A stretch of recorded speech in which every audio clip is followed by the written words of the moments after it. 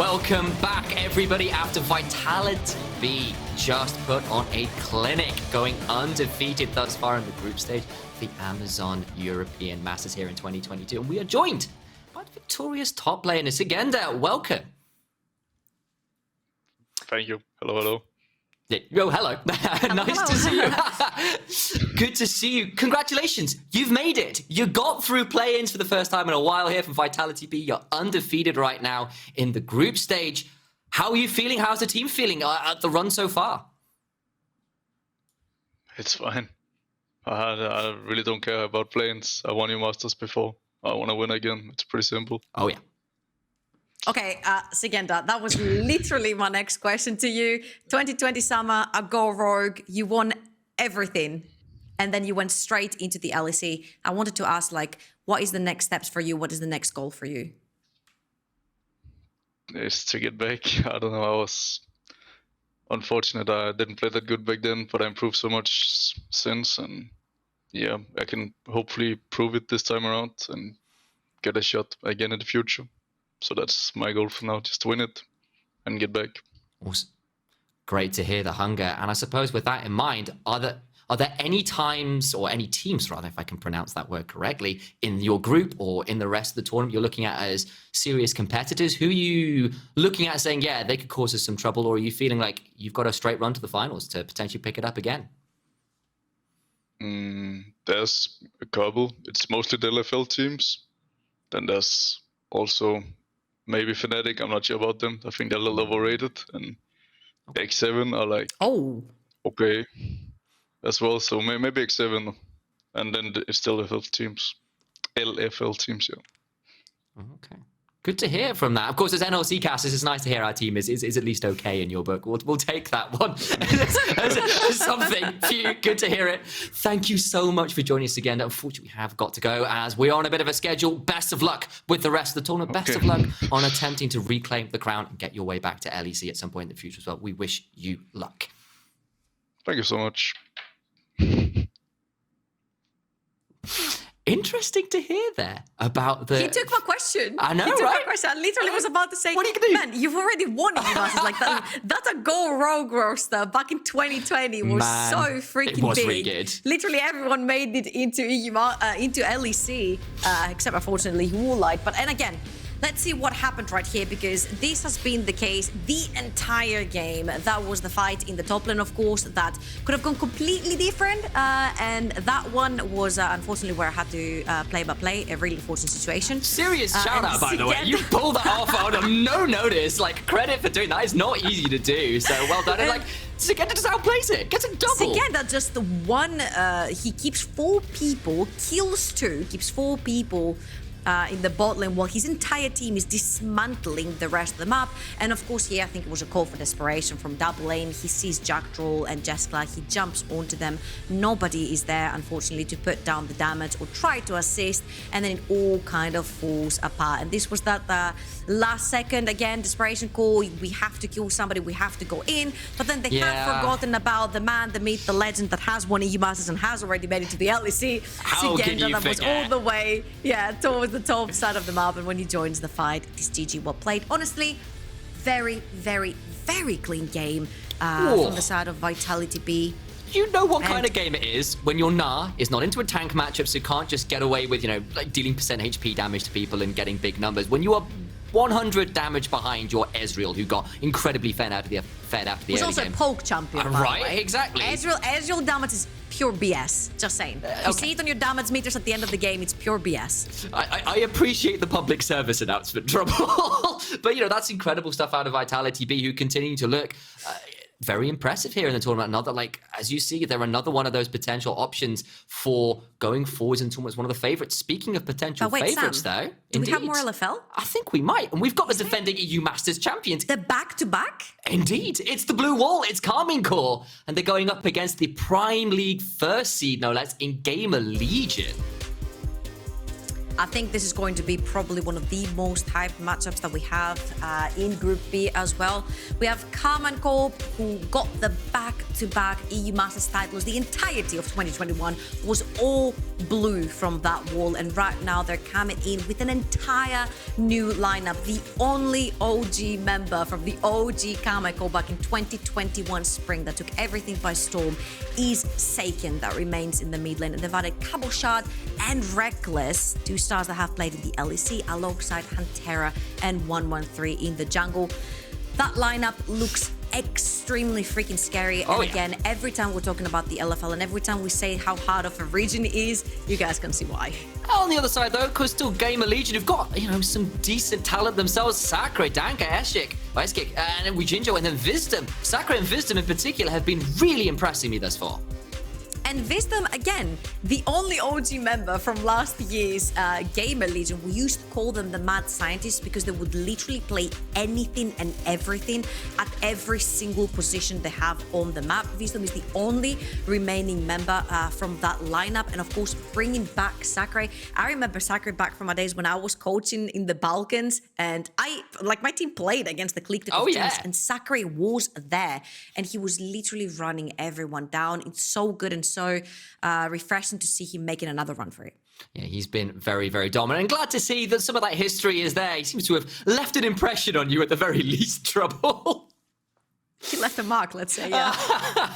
Haunted by previous teams and interactions with that lineup. Of course, it's not like GamerLegion they came in entirely clean. Like Eintracht Spandau were really competing with them for that first seed. So Prime League looking to prove that they're up there as one of the premier options to win this whole thing as well. And they're going up against a team in Karmine Corp who've had a bit of an interesting tournament thus far. They got absolutely demolished by Karmine Corp, not by Karmine Corp, by X7, not by themselves. And they won incredibly cleanly the day after with a remarkable 19-minute win against Team Phantasma. And now this is a match which really could decide, because the heat is on for both these teams. They have lost their direct competitors in X7, who are 3-0 after today. They really want this win to continue pressuring, not only to even look at first, but to try and get in and go even just second here with how things are setting up. And that makes this game incredibly important.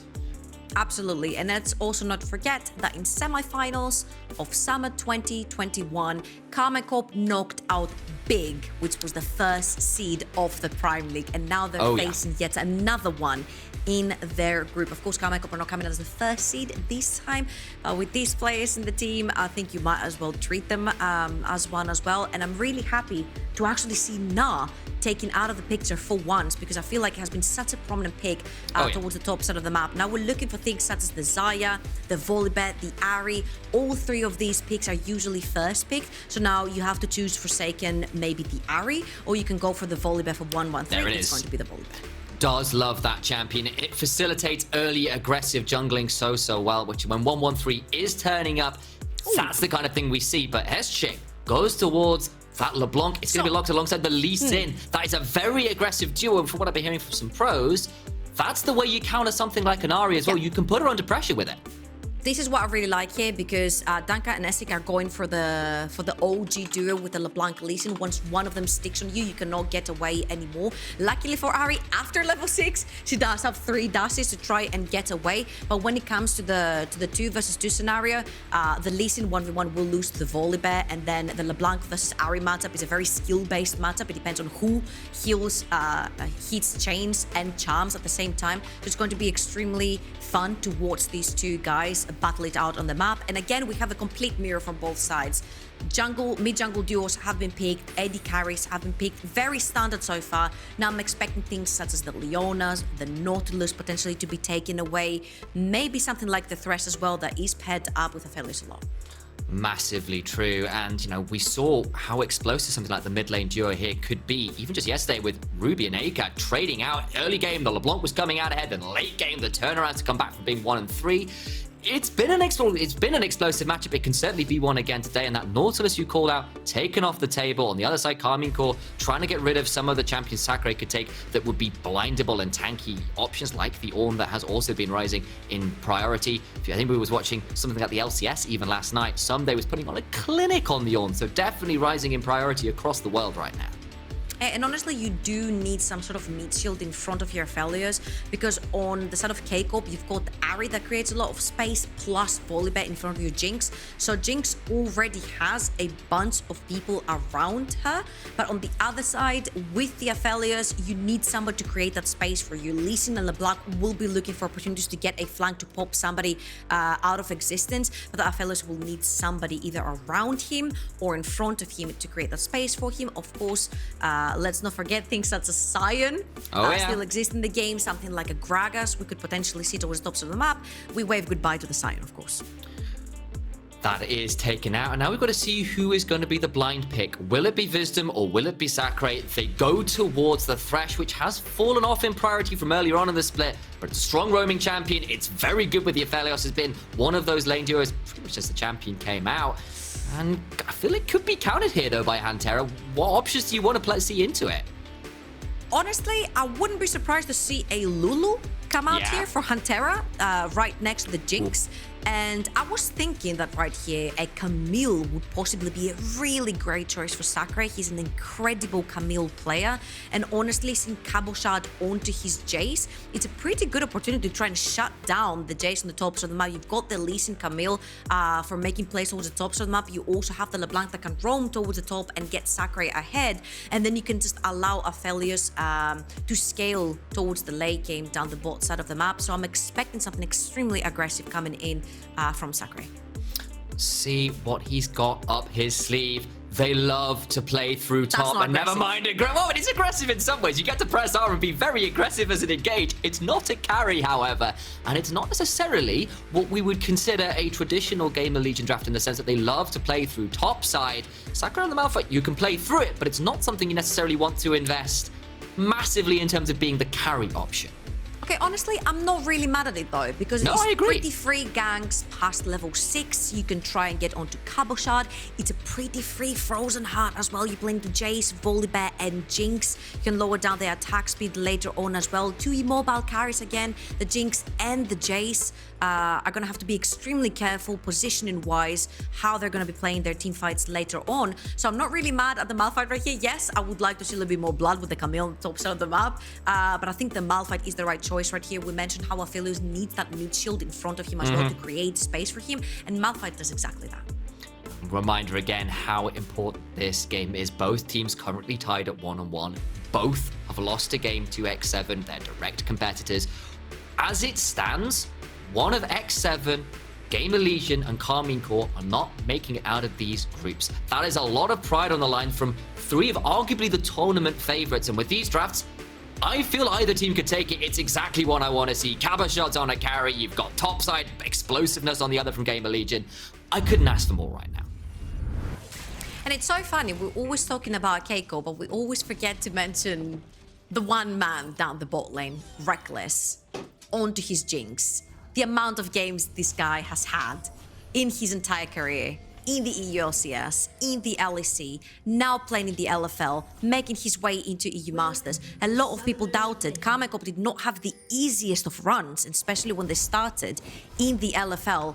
And yet here they are, slotted into the same group with 2 first seeds from Prime League and the NOC, and fighting for their lives. I think you'd be more than happy to have Reckless onto that Jinx to try and carry veterancy, the level of Kings, excellence. dynasties, yeah, all of legacies. that. Like bring them all up. Wherever Quickshot is, I'm sure he's nodding his head along.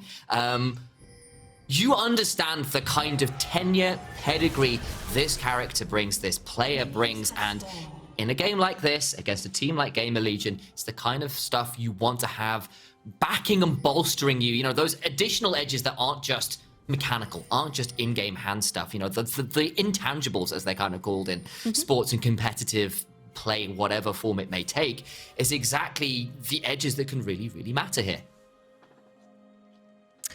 So, initialize. Yes.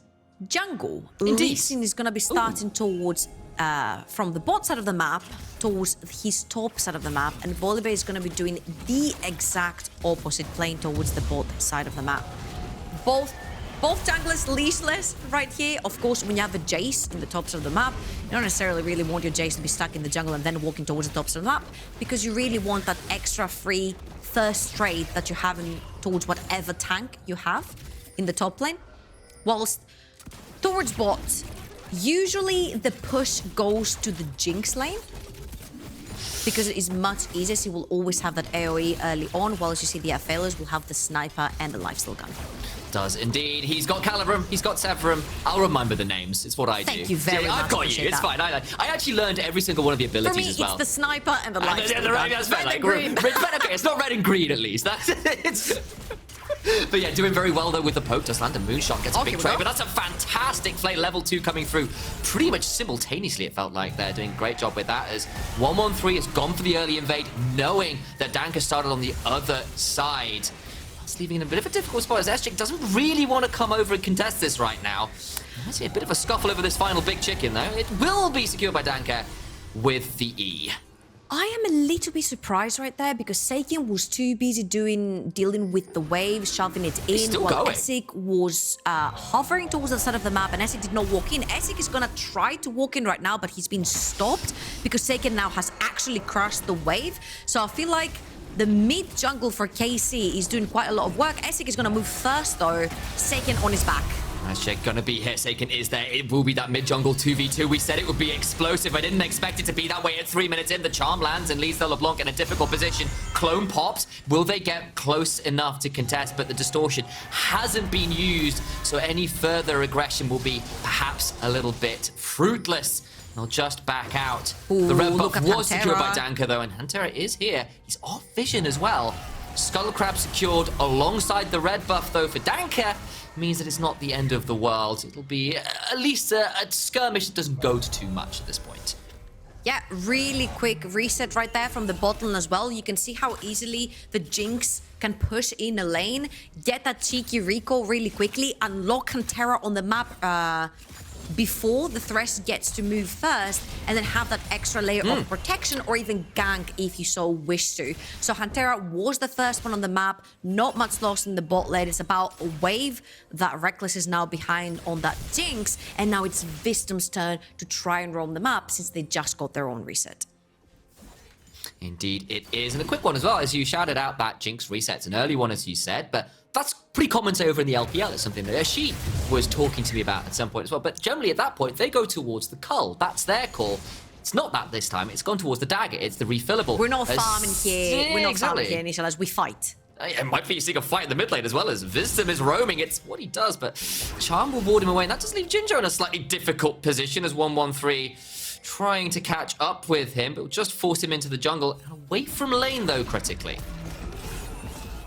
Okay, so purple and red, not the best guns to fight with at this point in time if you are the Aphelios. And then you also have an entire wave that's shoved in underneath your tower by the Jinx. So you actually need to dissipate the situation, and everyone gets to go home safely. At this point, though, you do see that K-Corp are trying to apply pressure wherever they can. The Jinx resets, Pantera is unlocked on the map, instantly level 2 goes mid lane.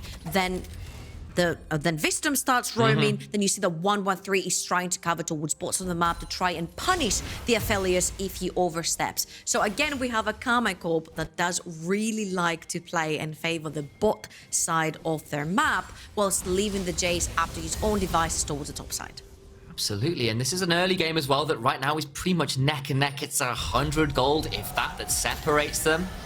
And neither team has found an edge as yet. Neither team has found the initial angle to make this one work. And honestly, when we have seen Karmine Corp falter over EU Masters and obviously back in the LFL as well, it's often been in the early game, but right now at Amazon EU Masters, they've been doing just fine right now in this one. They're feeling okay in this match, and that's a good sign for Karmine Corp fans. This is, again, so freaking telegraphed. You see that 113 has the timer on these chickens, gets in every single time, steals them away. There is nothing that Danka can do because Essig has been pushed in every single time. Level 6 right now onto Seiken's area as well, and they might be looking towards the bot side of the map. Still a dark passage, though, available, so won't be able to get too much more. And that's And an another entire look. wave. Doesn't turn out that well. Indeed, it is. Has to leave that one behind. And again, we've seen a few looks. We've seen some skirmishes. We've seen some attempts in various positions, but nothing has stuck as yet. We've got about a minute or so until the Herald spawn, probably a minute and a half until people really start contesting for it. We have still got a first Drake up, so I imagine one of those two things where we're likely to see our first point of real action. Yeah, and if you look at the two junglers as well, level 5 for 113 versus level 4 for Danka, and he has his entire top side up and available as well. He can roam towards the top side of the map if the Malphite over pushes too. So I think that right now 113 is in a great situation to get ahead of that Lee Sin, get that level 6, potentially pick a dive towards the bot side of the map and then go for that dragon. That's the option you can see. Wisdom, Eschek, and of course that Lee Sin from Danka about to make their own bot. It will be a 4v2. Teleports not available from Karmine Corp. They would be able to come and contest this, but the ward in the bush means that the rest of GL decides probably isn't worthwhile right now, and Hantera and Reckless playing defensively, going back towards the Krugs, knowing that they are at threat of a dive here. There is so much action towards that bot side of the map, towards a bot side river, towards a bot side in general. It is KC trying to make plays and GL trying to shut down that bot lane pressure that Reckless and Hantera can actually exert. And 113, level 6, trying to pull a dive onto Sakura. He's level 7 though. They're gonna go in. That's a decent interrupt though, with the Unstoppable Force flashing away, but they'll turn off the tower, and he's gonna get knocked down with a hammer blow. First blood goes to Cabochard's Jayce. I think that was a bit of an oopsie from Sakurai because he ults before anyone touches him, which means that while they're airborne, no one takes damage from the tower. I would like to see the replay maybe to make sure that this actually happened, but I'm pretty sure he ults before anyone touches him. On the other side of the map, GamerLegion, yes, they lose their Malphite and there's no TP or flash available for him, so he's gonna lose a lot on the top side of the map, but they've gotten 4 turret platings onto their Aphelios, who is 10 CS ahead. They've gotten the first dragon, which means they can start getting them stacked up. And the only thing they're losing right now is on the jungle matchup. The Lee Sin has fallen 10 CS behind, fallen XP behind, and that Volibear has actually managed to pull out a gank. And if I'm not wrong, I think he's starting the Rift Herald as well. Here is that replay. Here is the replay that I want to see. Level 7 on Sakurai. He does have the ultimate, but right before any damage lands, exactly, no damage has landed from the side of K-Corp, which means that that tower did not do the full extent of damage that it could have. And KC are going to get scar-free from that one. And I get it, I do. You're trying to outplay the stun and then get out from there, because if you get stunned, it's layered into the Stormbringer, and the tower gets turned off anyway, and it doesn't matter then if he has aggro. Yep. Even so, a difficult situation, still wasn't quite outplayed, it was fine margins. Unfortunately for Sakurai, he doesn't quite make it work. Jayce gets first blood, he gets to stay ahead of the curve, which is always a big one in the early lane versus a Malphite, because if the Jayce falls behind, he suddenly does jack all damage to the Malphite, who just gets to build Warden Mail and Steel Caps and take practically no damage. So here we're looking, of course, at 113 and where he wants to drop that Rift Herald, right? Seiken might be in trouble. He does have his flash and his ultimate available, and 4 teammates with him. We've seen a few of these, like, 3-man roaming squads from GamerLegion. They haven't really amounted to too much yet, but I appreciate the look in. And as it stands, reminder, 113 did pick up the Herald at the back end of the plays from the top side as a big chunk goes on to Cabochard, who has to flash out from the Unstoppable Force. Well done from Sakurai to force that one. That is some great stuff right there. And if you look on your minimap right now, Danka is pathing towards the top side of the map. He will take that red and possibly he will try to make his way towards the top side to try and punish the Jayce. You see that he will make his way through the river. The Skull Crab is there up and available as well. He will meet with Cabochard. He could die here. That's well played. Gets over the top of Danka, which means he kicks him out to safety. Cabochard with it to the skies. Goes to the bot side of the river as well and gets out from that one. That was quite unfortunate because Danka had just used his Q onto the Scuttle Crab. If that was an RQ, it could potentially be a 100-0 from Danka onto Cabochard, but unfortunately his Q wasn't cooldown from using it on Scuttle Crab. Nevertheless, though, it is going to be Cabo having to move away and having to face a Malphite yet again. That ultimate is almost halfway gone. And remember, there is a Rift Herald in the pocket of 113 as well. And he is looking towards the bot side of the map, of course. Of course he was, and you can see 113 was having a look at the bot side, but was spotted out by that ward you can see just behind the Dragon Pit, which lead Eschek to come down and check what was going on. Sonic Wave just about goes wide, and that will leave us with not too much to ride home about. There's that ward again. And we're back to seeing whether there'll be a spot We're for back this to Rift bot Herald to lane come down. initialized. Hey, We're well, back I to feel like bot we've been lane. here a few times. No one has actually died down here yet. There'll be a flash out from Vincent, though. Moonlight Vision goes wide from Jinjo. The turnaround there is the death sentence. Flay away from the thresh. Maybe we finally get a kill, and it will be Reckless. Of course it's Reckless. Who picks up the kill right now? But Danka, SJ coming in behind Jinjo. Checked up. Saken is there. But Saken's here as well. It is a 4v3. Danka gets rooted by the Everfrost, by the shield of Daybreak that will keep him in place. It's a kill for 113. Unstoppable! Turns off the turret. Saken gets them all. They'll at least get 113 in trade, but that is now 3 for 1 overall in the bot side. I asked for action. I damn well got it. Okay, Saken is fishing. He has thinking. flash. He has flash. He doesn't want it though. I But saw you this being is- nervous there. Yeah, I was about to say this is a major win, but the problem is the bear is dead. The bear is the one that has the Rift Herald. Oh, This no. could have been first tower down the bot lane with all the plates going to Reckless as a courtesy of the bear, but the bear ends up dying. So right here, Vision will very wisely flash the Leona ultimate, and the cleanse will be popped by Jinjo, but the ultimate has missed. Moonlight Vigil has missed, and then his support gets locked down and taken down. And remember, Danka used his flash onto Cabochard. If that was a kick right there, it would be into 3 people, would have been massive, but he doesn't have the cooldown, and he ends up being instantly punished. Of course, right there, we have 113 diving into the tower to try and get more kills onto his carries. And don't you worry, the Rift Herald will be put into good use, will be given to Cabochard. But again, it's 3 members versus 3 members from GamerLegion and Karmine Corp. The roams have been matched, and Make that GamerLegion, absolutely. You can see there's the mid lane and the jungler just off screen from the various representative Sakens and Danka looking to see what they can get. Jinjo might try and trade out the towers, race for that first turret brick, but it's still going to go the way of Cabochard, who is gratefully going to receive that donation alongside the Rift Herald. Jinjo should be able to pick up this turret in trade relatively shortly after, though. Yeah, and if you look on the timer as well, 5 seconds for the dragon, and look at the inventories. Everybody has a mythic item from the side of Karmine Corp, except the Leona. You don't really care, the Leona is just CC bot at this point, but everyone else does have their core mythic items, and that's what matters when you want to go for a team fight. So KC are going to try to shove in the mid wave, and they're most likely going to make their way towards the bot side of the map to secure the first dragon of the game. Do exceptionally well with that, getting themselves up to a healthy 3,000 gold lead here as the mid-game strikes round. Plates have now fallen. Dragon number 1 about to be secured. No one's gone towards that as yet. You can see it in the gold discrepancies right now. Very much Cabochard, who has taken a lot of that early gold alongside 113. I mean, that's what you're expecting, right? When you're playing the Jayce into the Malphite, you're expecting that your Jayce is going to pretty much have a free lane. You hope. The Malphite is there to sort of neutralize and not die. And even though skirmishes has died once, I think he's done pretty well for himself. He's only 16 CS behind, which is pretty good for somebody who's played a tank into the Jayce, and he's going to be that big mid shield that the Aphelios is going to need later on to teamfight. And it's looking like a pretty good snowball right now from Karmine Corp, who've had some mixed performances in the early game thus far at the Amazon EU Masters. We saw some moments in play-ins where they were dropping kills early and then coming back in the mid-game pretty well. We saw the game versus 6-7. They kind of got a little bit rolled and then returned the favor the day after. We got a fight in the mid lane, though, as a big chunk goes out, and they will actually get 113. That was not necessarily expected. That's Saken trying to get a bit more. Is out of charge, but should be able to trade back onto the thresh shortly after. Cabochard and Saken running him down. Danka's coming up, but the health bars are just so low. I don't know about it. They're going to try and teleport in. Stuns there, and they won't quite be able to make it work. I appreciate the look in, but just a little bit too much there.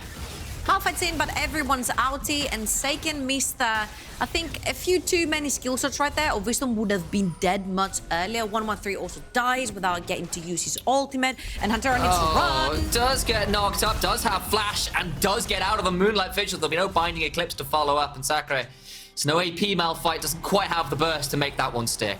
But that's fine, because you ban 2 ultimates and you get a summoner out of the Leona, and then again you see the trades going on in the mid lane between Saken and Nessic, and 113 just dives into Fog of War, not respecting the fact that you cannot see the thresh. It's locked down for so long that he does not get to use his ultimate, and then Saken misses a few too many skills are right there. The Everfrost, the taunt. At the end of the day, they do get Wisdom right there. They do manage to kill the thresh. They pull in the teleport from Sakura as well. But KC, again, first on the map to reset and first to get onto that Rift Herald. Does a lot of damage, misses the shock blast though, and now might have overextended as she can stop forward. Danker forces the flash with the sonic wave, but won't connect. It's fine because he's absorbing pressure towards the top side of the map yet again.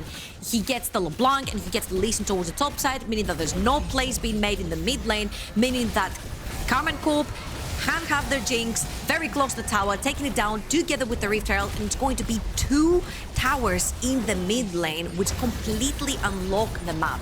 Especially when you're playing champions like the LeBlanc, like the Lee Sin. You want to be able to have that vision down to make the plays. But at this point, it's going to get really difficult because Karmine Corp can use the power of the Leona being beefy and the Volibear to walk into Danker's quadrants of the jungle and actually set down the vision and be the ones to trap them. That was very nearly a nice pick there by Saken, but a swift sidestep from Wisdom prevents himself from being hit by the charm. And about to say, I feel like I've seen this game plan play out from an NFL team earlier in the day. We've seen a very early snowball that's been pretty clean, that's led to a very large gold lead at the 17-minute mark. And beginning to ask, what can GamerLegion do to try and come back into it? Of course, they have got Malphite, they have got Aphelios. If they can find a good team fight, blow up someone like Reckless, there are options, but it's feeling pretty difficult right now with the map state as it is. I was about to say it's feeling kind of rough because you just mentioned Reckless. Reckless has a Kraken. He already has his tank killing item together with a rapid fire so he can poke from distance, while Sakre has Butchert Sail in his inventory. He's got Bami Cinder, he's got some magic resist, he's got a Tabis even there.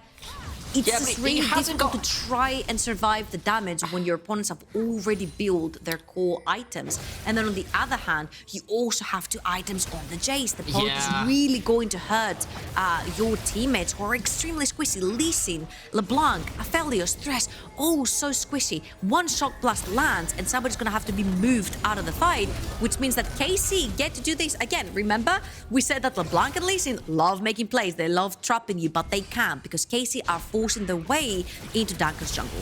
I was about to make a quip about the car boot sale not having any N64 or Pokemon titles in it, so it's not much of a car boot sale, but the damage is coming through. It's just, you know, no laughing matter. The 2 items, very nearly a transformation, honestly, for Jayce. You know, he's about 45 odd stacks off from that. Very close to coming through, and suddenly that Jayce is going to hit even harder, and that 1 item spike where there's a half item discrepancy, you can kind of play around. 2 items coming through, it becomes so much harder to deal with when you're kind of full item completion down. Absolutely agree. And right here again, KC at the first in the river, and that is your tank, your main tank that's supposed to be in the front line that's been chucked down to half HP. 113 tries to find an opening, but you can't move too far forward. Will force the ultimates out. That'll be both the Solar Flare and the Stormbringer coming through. Another chain lands, chunks out Hantera, and they'll trade back that damage pretty well, all things said and done there from GamerLegion. I think at this point, KC is trying to overreach a little bit too much. 113 is going to burn both his flash and his ultimate, which means he has no business in the river. And K-Corp are actually going to lose that dragon.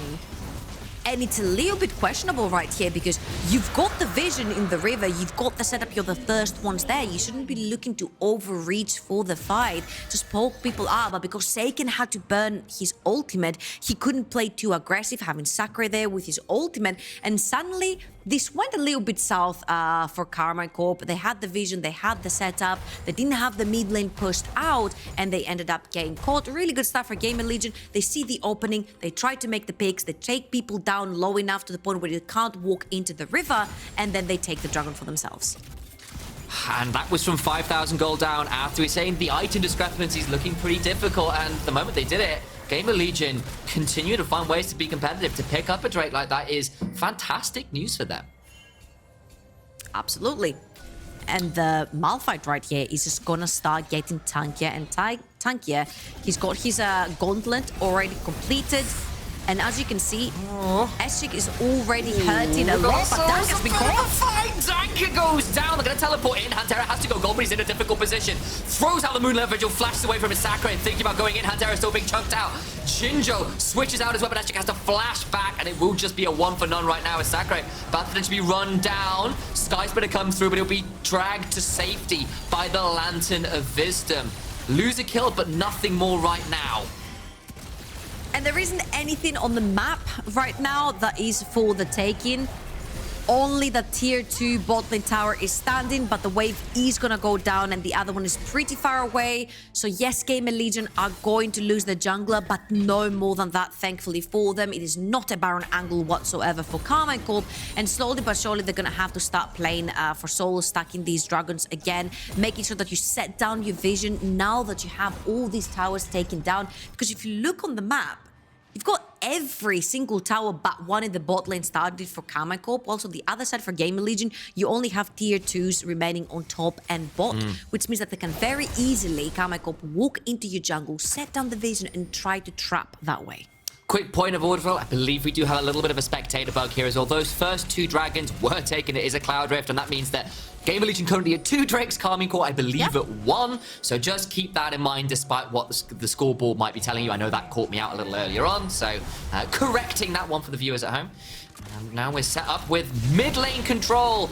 A little bit of an EU ram, so to speak. It doesn't quite roll off the tongue like a J ram or a Nay ram right now, and left ourselves with a bit of a choke point in the river. Teleport coming through as well. And Reckless actually on the other side of this getting chunked way out. I wasn't expecting that. I was not paying attention. And suddenly he's just dead. Out of nowhere. Congratulations to GamerLegion. That was so well played. That was so well played. Sakurai is always looking for Reckless. Reckless even had flash right then. He ends up going down. That means that GamerLegion are getting such huge tempo on the map. It is a 4 versus 5 and Seiken, huge poke from the back. Danka chunked to very low as Sakurai gets charmed as well. He's now in danger. He doesn't have flash. Will get landed out to safety. The final order not quite enough. Seiken does have one final spirit. Rush charge remaining as the shock blast brings down the rock. The mountain is dead. Danka kicks him away, but the charm will not matter. They get another 2 and Karmine Corp punish the death of their AD carry with 3 right back. S-Chick tries to get one more goal. Quite make it happen, but the charm from Seiken is just too clean. They get another, and Vism alone survives to tell the tale. That went from great to disaster real quickly right here, Initialize. I think GamerLegion had a pretty good idea on how to play the fight. They took Reckless's flash, which is a much longer cooldown than Sakurai's ultimate, so don't push your luck too hard. Try to replicate that later on as well, and right here they're trying to push that mid lane tower, and they're very indecisive. Viston plays on the right side, while the rest of his team is playing on the left side. Sakurai gets caught by Seiken, and imagine he's itemized full AD damage, which means he melts to Seiken's Ari, and then the rest of the people have a pretty good idea what they want to do. Great kick from Danka onto 4 people and a great Moonlight Vigil, but it does not matter because they fall one by one, and then S-Chick tries to make a play and gets instantly punished as well. That was a very unfortunate chain of events, and maybe another one right here. 1-1-3's gone golden, but will he be able to get out afterwards is more the question we have to ask. Taking out a half HP, but not too much more damages.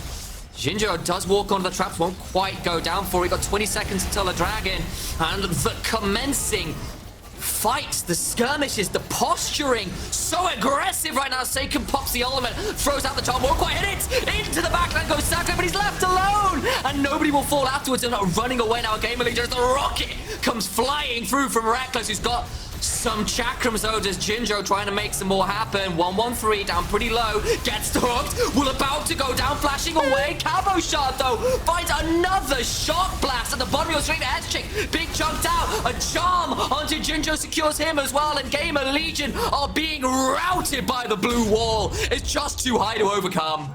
They're TPing mid. I think this is where they want to end. S-Chick is being chased away by 1-1-3, and the double TPs are coming through. They're going to take top lane, tier 2 at least, and they're hitting onto mid lane, inhibitor tower 2. Bot lane wave is pushing, and S-Chick is just not allowed to back. Of course, Baron buff is going to be active on Seiken too, which means they can very easily try to push in that mid lane wave. And oh my god, the coordination from the side of Karmine Corp is beautiful. And even though as I'm assuming we'll see on the replay, Sakurai does hit his mark again. This time he's just not alone. Not this time. There was no way to finish up the Jinx, and alas, it was a one-way mission. Cabochard with a basic ability does so much damage. In comes Sakurai, but the turnaround is just obscene.